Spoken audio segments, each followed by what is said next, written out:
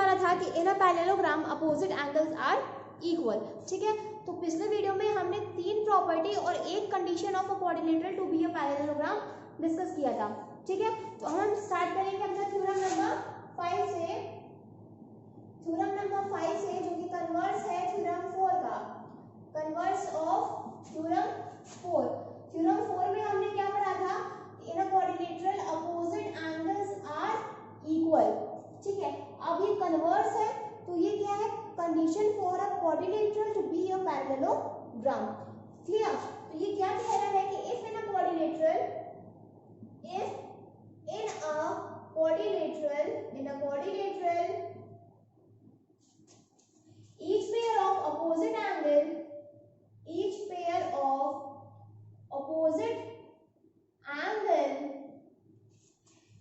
equal, then it is a parallelogram, clear. ये क्या कह रहा है, ये कह रहा है कि इफ इन अ क्वाड्रिलेटरल, अगर कोई क्वाड्रिलेटरल है उसमें each pair of opposite angle equal है, अगर उसके अपोजिट एंगल इक्वल है तो वो जो क्वाड्रिलेटरल होगा वो हमारा पैरेललोग्राम होगा। तो पहले हम एक क्वाड्रिलेटरल ड्रॉ कर लेते हैं। ये हमारा हो गया क्वाड्रिलेटरल ABCD, ठीक है। इसमें गिवन क्या है, थ्योरम है तो प्रूफ होगा। टू प्रूफ हमें क्या करना है, टू प्रूफ करना है ABCD इज अ पैरेललोग्राम, ये हमें प्रूफ करना है। गिवन क्या है, गिवन है हमारा angle A equals to angle C and angle B equals to angle D, ये हमारा गिवन है। अब देखो हम क्या करते हैं, प्रूफ। हमें पता है कि angle A plus angle B plus angle C plus angle D equals to 360 degree. How by angle sum property of quadrilateral, right? Now from here we know angle A equals to angle C, so we can write angle A plus, and instead of angle C we can write angle A.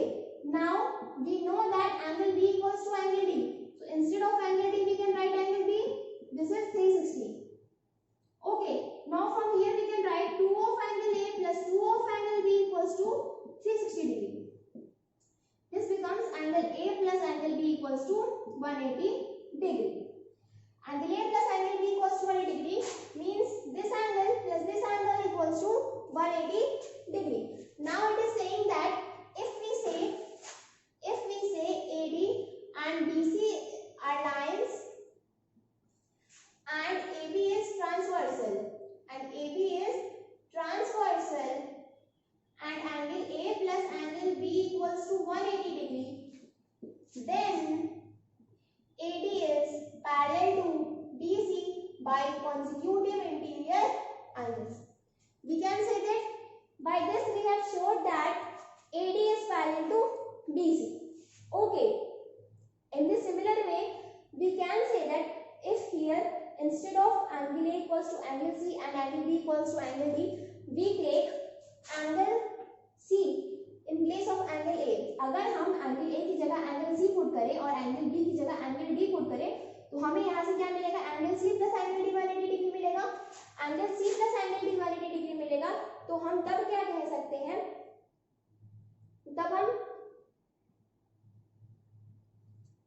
तो उससे हमारा दूसरा condition भी हो जाएगा, या फिर हो सकता है आप किसी और तरीके से दूसरा कंडीशन प्रूफ करो। तो इससे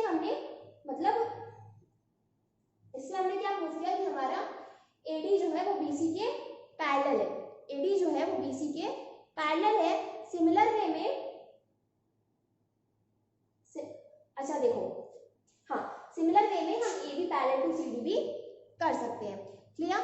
ये आपका होमवर्क है, ये आपका होमवर्क है कि आपको AB parallel to CD show करना है, और अगर आपका नहीं आता है तो आप कमेंट बॉक्स में कमेंट करके बता सकते हैं, हम आपको करके दिखा देंगे, बट ये आपका होमवर्क है। ओके, चलो ये हमारा थ्योरम नंबर 5 भी हो गया, जो कि एक कंडीशन था कि हमें शो करना था कि जो है अगर दो अपोजिट साइड इक्वल है, अगर अपोजिट साइड इक्वल है हमारे, तो कोऑर्डिनेटर, किसी भी कोऑर्डिनेटर में अपोजिट एंगल्स इक्वल है, तो वो जो कोऑर्डिनेटर होगा वो हमारा पैरेललोग्राम होगा। ठीक है, तो ये हमने एक कंडीशन से प्रूव करके आपको दिखा दिया था, दूसरा कंडीशन से आपको प्रूव करना है, ये आपका होमवर्क है। ठीक है, चलो अब हम देख लेते हैं अपनी नेक्स्ट प्रॉपर्टी। देखो अभी तक हमने जितने भी थ्योरम्स पढ़े हैं उसमें हमने 3 प्रॉपर्टीज और 2 condition of a quadrilateral to be a parallelogram देखा है। ठीक है, अब देखते हैं अब आगे हमारी प्रॉपर्टी आती है या कंडीशन आती है। ठीक है, नेक्स्ट जो है, नेक्स्ट हमारी प्रॉपर्टी है थ्योरम नंबर 6। थ्योरम 6 ये क्या कह रहा है? कह रहा है कि the diagonals of a parallelogram, the diagonals of a parallelogram bisect each other, bisect each other। ठीक है, इस थ्योरम, ये जो थ्योरम है कि हमारी प्रॉपर्टी ऑफ पैरेललोग्राम है, इसके हिसाब से the diagonals of a parallelogram bisect each other, मतलब ये AB है, इसके जो डायगोनल होंगे AC और BD, ये दोनों आपस में इंटरसेक्ट करेंगे, ये पॉइंट O है, ये दोनों डायगोनल्स आपस में इंटरसेक्ट करेंगे। कहने का मतलब क्या है कि थ्योरम के हिसाब से OB इक्वल्स टू OD और OA इक्वल्स टू OC हो जाएगा। ठीक है, तो ये थ्योरम है तो इसको प्रूफ भी कर लेते हैं। टू प्रूफ हमें यही करना है, तो ये हमारा हो गया टू प्रूफ। ठीक है, अब हम प्रूफ करते हैं। तो देखो अगर हम बात करें triangle BOC, in triangle BOC and triangle BOA, हमें पता है कि ये हमारा पैरेललोग्राम है। अगर ये पैरेललोग्राम है तो AD पैरेलल टू BC होगा, AD पैरेलल टू BC होगा, मतलब ये एंगल इसके इक्वल होगा, ये एंगल इसके इक्वल है, ये एंगल इसके इक्वल है और ये साइड इसके इक्वल है। हम क्या कह रहे हैं कि angle AOD, angle BOC equals to angle BOA, vertically opposite angle। Similar way में angle OBC equals to angle ODA by alternate interior angles,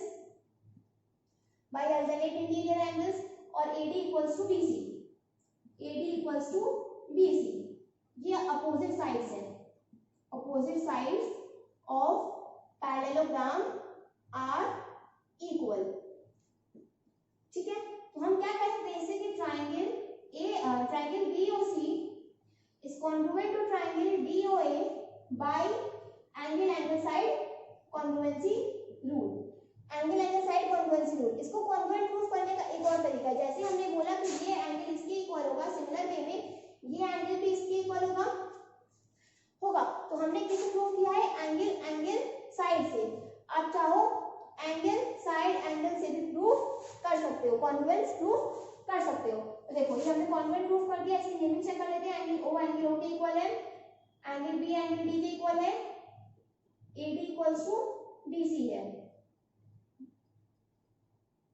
यहाँ पे इसको ऐसे लिखेंगे ना, BC इक्वल्स टू AD लिखेंगे, BC इक्वल्स टू AD। हाँ, naming तो हमारी सही है। इसका मतलब ये दोनों ट्राइंगल्स जो हमारे हो गए वो कॉन्ग्रुएंट हो गए। अब इससे हम क्या कह सकते हैं कि हमारा जो OC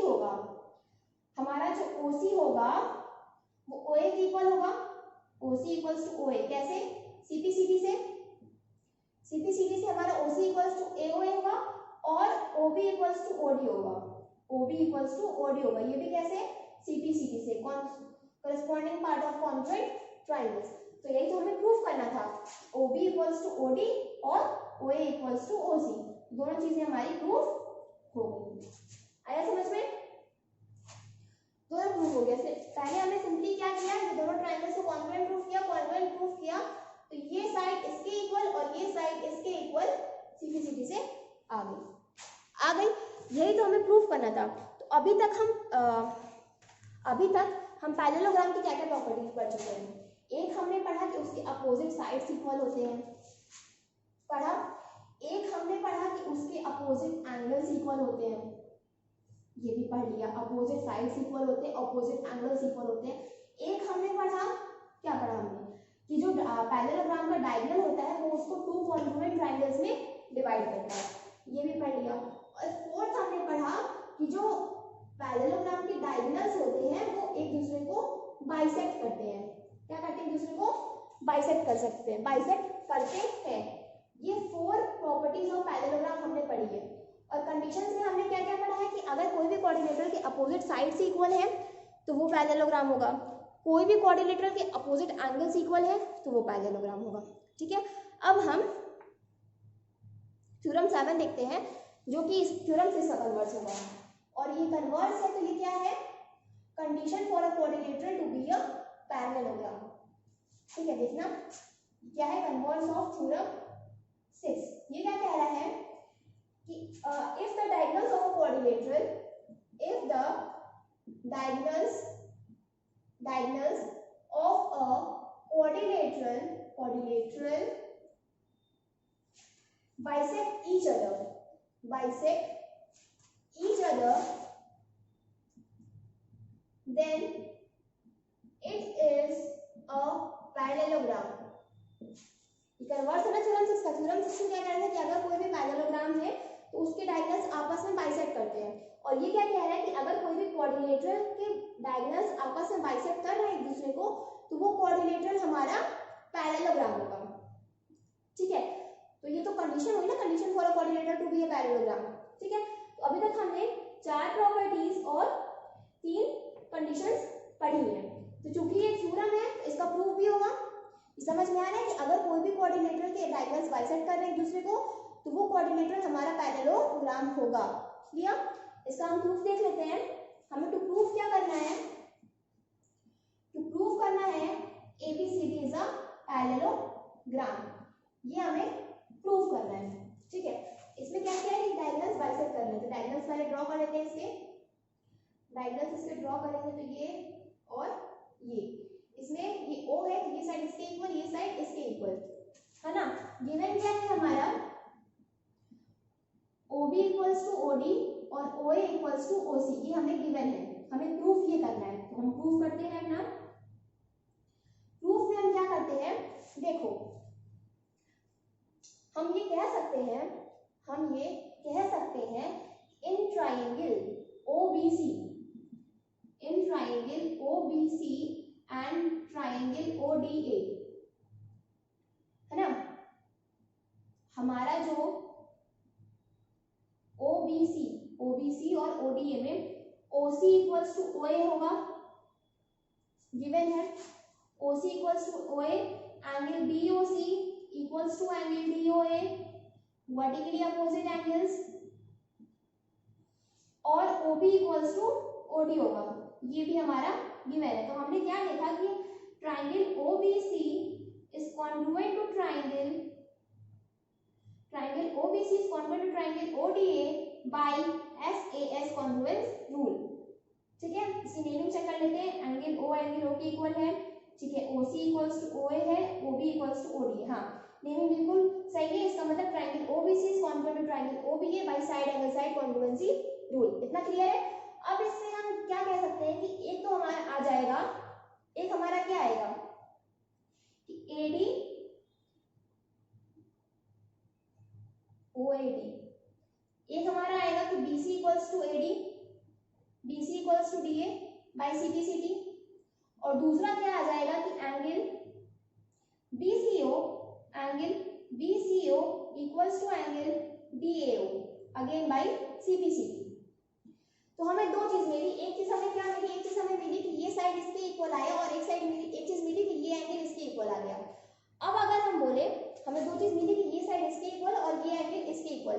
अब अगर हम बोले कि ये दोनों लाइंस है, AD and BC are lines and BD is transversal and angle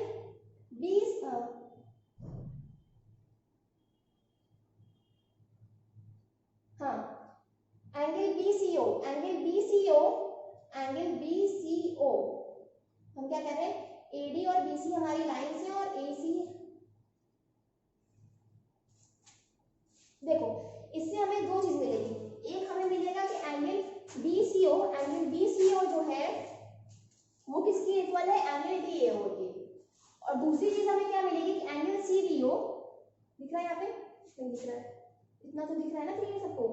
यहाँ पर हमने क्या लिखा है कि angle BCO equals to angle DAO by CPCT।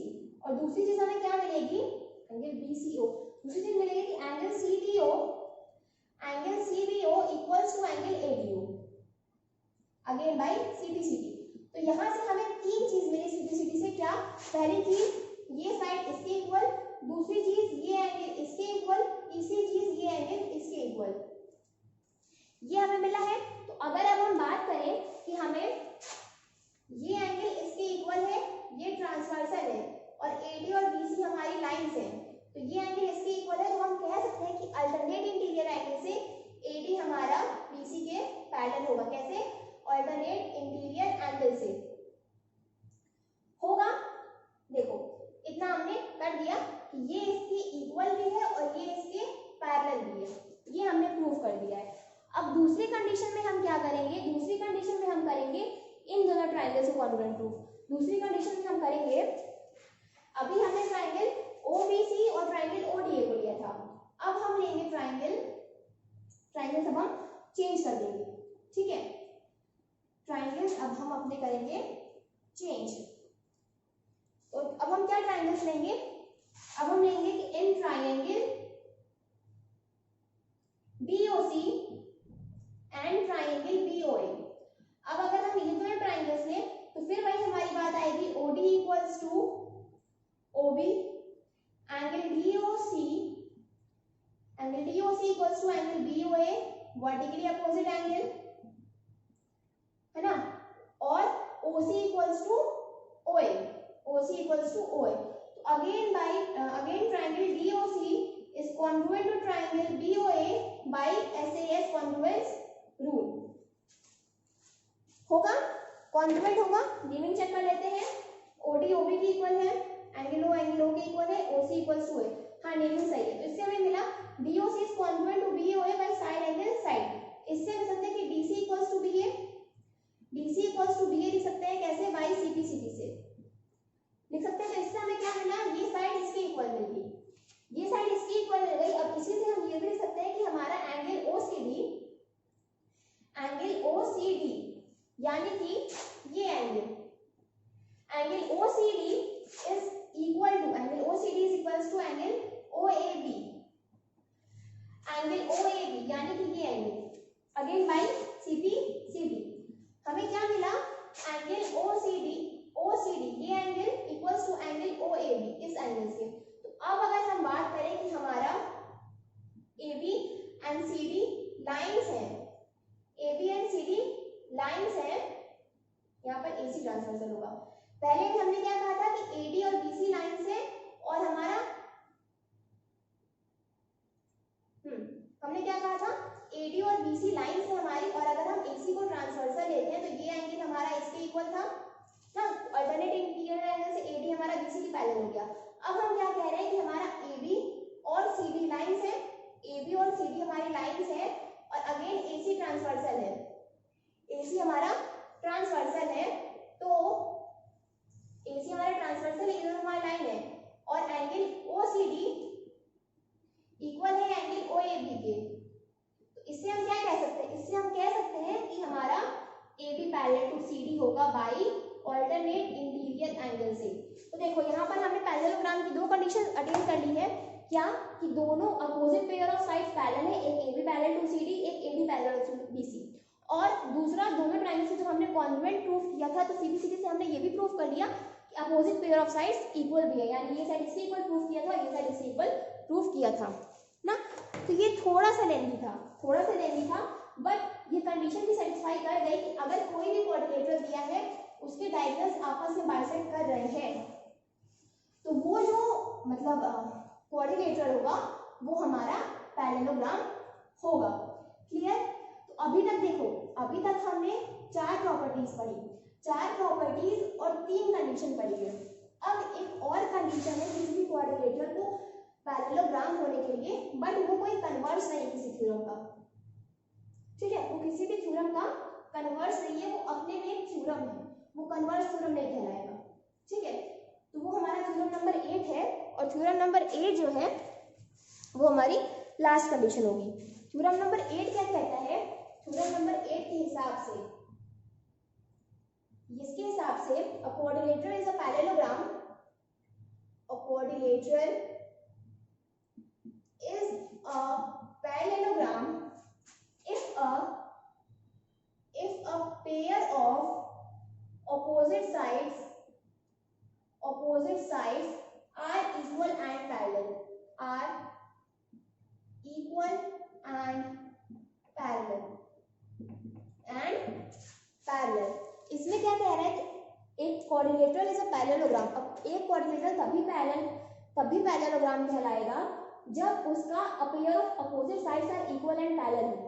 जब सपोज ये कोई क्वाड्रिलेटरल है ए बी सी डी, ये क्वाड्रिलेटरल है, तो ये पैरेललोग्राम कब कहलाएगा? अगर इसका एक पेयर ऑफ अपोजिट साइड, मतलब या तो ए बी सी डी या तो ए डी बी सी, इन दोनों पेयर में से कोई भी एक पेयर अपोजिट साइड अगर एक दूसरे के पैरेलल या इक्वल हो, मतलब either A D parallel to B C and A D equals to B C, और A B parallel to C D and A B equals to C D.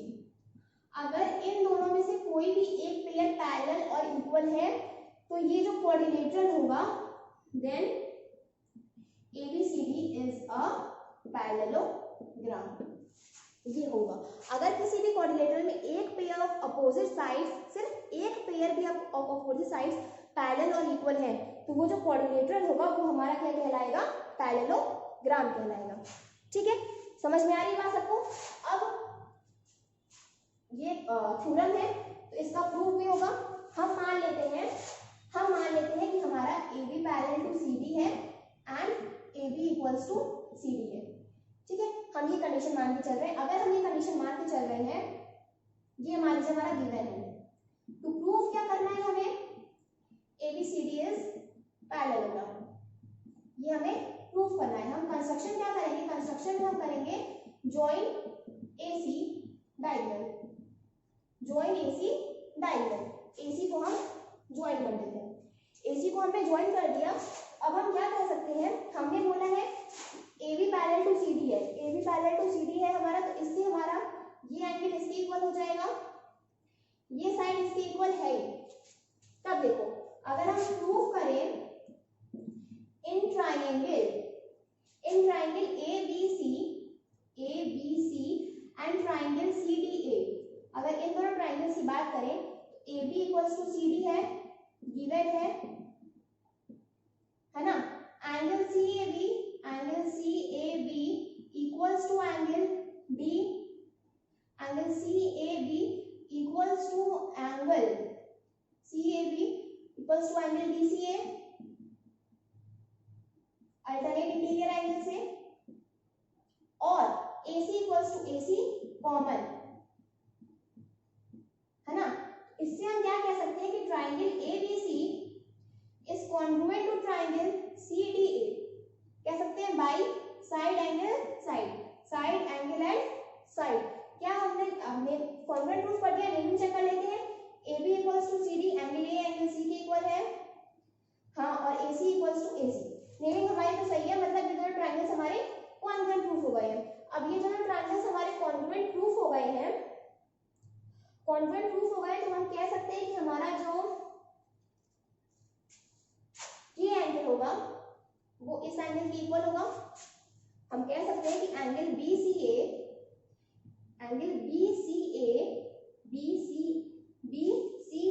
Equals to angle DAC,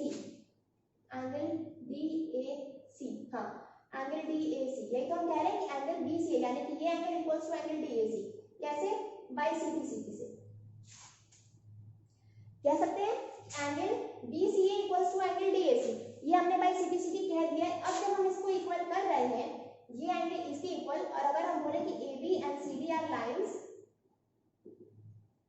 and AC is transversal and angle BCA equals to angle DAC, then AD is parallel to BC. AB is parallel to BC. Therefore, ABCD is a parallelogram. आ गया? एक pair तो हमारा parallel और equal दिया ही था, हमने simply दूसरे pair of opposite side को पैरेलल कर दिया और वही इक्वल के बाद तो हम कह सकते हैं कि BC इक्वल्स टू AD होगा CP CD से। हो गया प्रूफ? आया समझ में?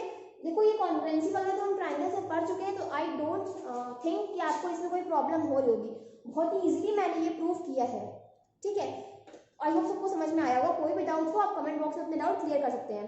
तो गाइस देखिए, अभी तक हमने properties of parallelogram, four properties of parallelogram पढ़ी है। क्या कि पैरेललोग्राम का डायगोनल दो कॉन्ग्रुएंट ट्रायंगल्स में उसको डिवाइड करता है। दूसरी कि पैरेललोग्राम के opposite pair of sides equal होते हैं। तीसरी कि पैरेललोग्राम के अपोजिट एंगल्स इक्वल होते हैं। और चौथी कि पैरेललोग्राम के जो डायगोनल्स होते हैं वो एक दूसरे को बाइसेक्ट करते हैं। और उसी के साथ साथ हमने 4 conditions of a quadrilateral to be a parallelogram भी पढ़ी। पहली क्या पढ़ी कि अगर क्वाड्रिलेटरल के अपोजिट साइड्स इक्वल हैं तो वो क्वाड्रिलेटरल पैरेललोग्राम होगा। दूसरा पढ़ा कि क्वाड्रिलेटरल के अपोजिट एंगल्स इक्वल हैं तो वो क्वाड्रिलेटरल पैरेललोग्राम होगा। तीसरा पढ़ा कि अगर क्वाड्रिलेटरल के डायगोनल्स बाइसेक्ट कर रहे हैं तो वो पैरेललोग्राम होगा। और चौथा पढ़ा कि किसी भी क्वाड्रिलेटरल का अगर एक pair of opposite side parallel और इक्वल है तो वो क्वाड्रिलेटरल पैरेललोग्राम होगा। तो आई होप इतना सबको समझ में आया होगा, ठीक है। तो गाइज अभी के लिए इतना ही। नेक्स्ट वीडियो में हम डिस्कस करेंगे इन्हीं से रिलेटेड, इन्हीं थ्योरम्स, इन्हीं प्रॉपर्टीज, इन्हीं कंडीशंस से रिलेटेड कुछ क्वेश्चंस, ठीक है। तो गाइज अभी के लिए इतना ही। Till then thank you.